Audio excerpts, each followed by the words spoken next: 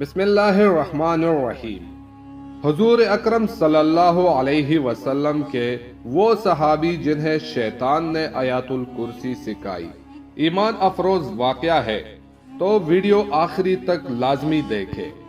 ابو ہریرہ رضی اللہ تعالیٰ عنہ نے بیان کیا کہ رسول اللہ صلی اللہ علیہ وسلم نے مجھے رمضان کے زکوٰۃ کی حفاظت پر مقرر فرمایا۔ رات میں ایک شخص اچانک میرے پاس آیا اور گلے میں سے لپ بھر بھر کر اٹھانے لگا۔ میں نے اسے پکڑ لیا اور کہا کہ اللہ کی قسم کہ میں تجھے رسول اللہ صلی اللہ علیہ وسلم کی خدمت میں لے چلوں گا۔ اس پر اس نے کہا کہ اللہ کی قسم میں بہت محتاج ہوں، میرے بال بچے ہیں اور میں سخت ضرورت مند ہوں۔ حضرت ابو ہریرہ رضی اللہ تعالیٰ عنہ نے کہا، اس کے اظہار معذرت پر میں نے اسے چھوڑ دیا۔ صبح ہوئی تو رسول اللہ صلی اللہ علیہ وسلم نے مجھ سے پوچھا، اے ابو ہریرہ، گزشتہ رات تمہارے قیدی نے کیا کیا تھا؟ میں نے کہا، یا رسول اللہ، اس نے سخت ضرورت اور بال بچوں کا رونا رویا، اس لیے مجھے اس پر رحم آ گیا اور میں نے اسے چھوڑ دیا۔ آپ صلی اللہ علیہ وسلم نے فرمایا کہ وہ تم سے جھوٹ بول کر گیا ہے اور وہ پھر آئے گا۔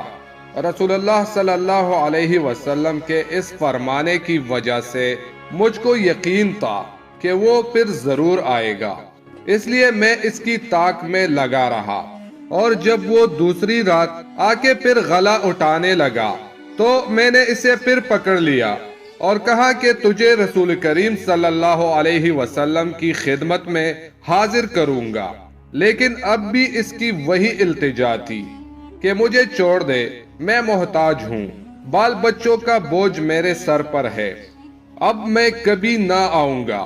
مجھے رحم آ گیا اور میں نے اسے پھر چھوڑ دیا۔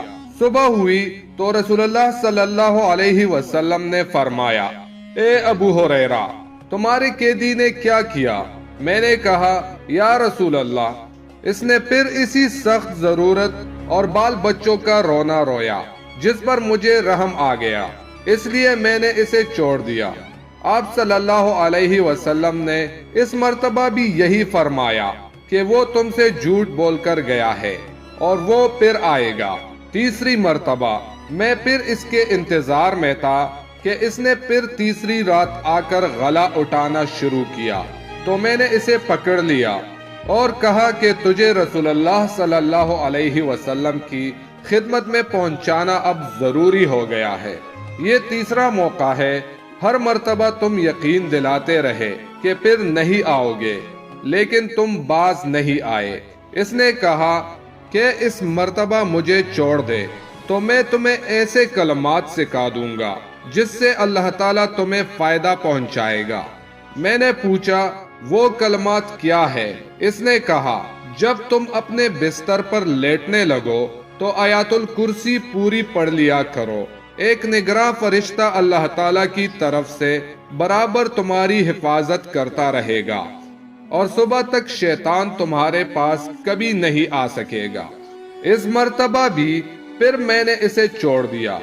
صبح ہوئی تو رسول اللہ صلی اللہ علیہ وسلم نے دریافت فرمایا کہ گزشتہ رات تمہارے قیدی نے تم سے کیا معاملہ کیا؟ میں نے عرض کیا، یا رسول اللہ، اس نے مجھے چند کلمات سکھائے اور یقین دلایا کہ اللہ تعالیٰ مجھے اس سے فائدہ پہنچائے گا، اس لیے میں نے اسے چھوڑ دیا۔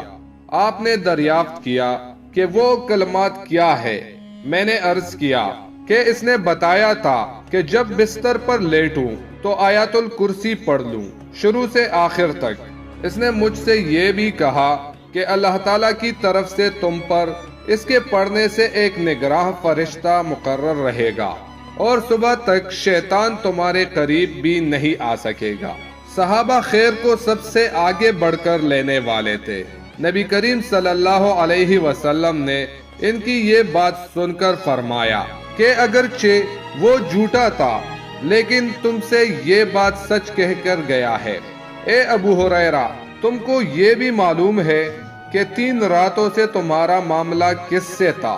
حضرت ابو ہریرہ رضی اللہ تعالیٰ عنہ نے فرمایا کہ یا رسول اللہ، میں نہیں جانتا۔ ان حضرت صلی اللہ علیہ وسلم نے فرمایا کہ وہ شیطان تھا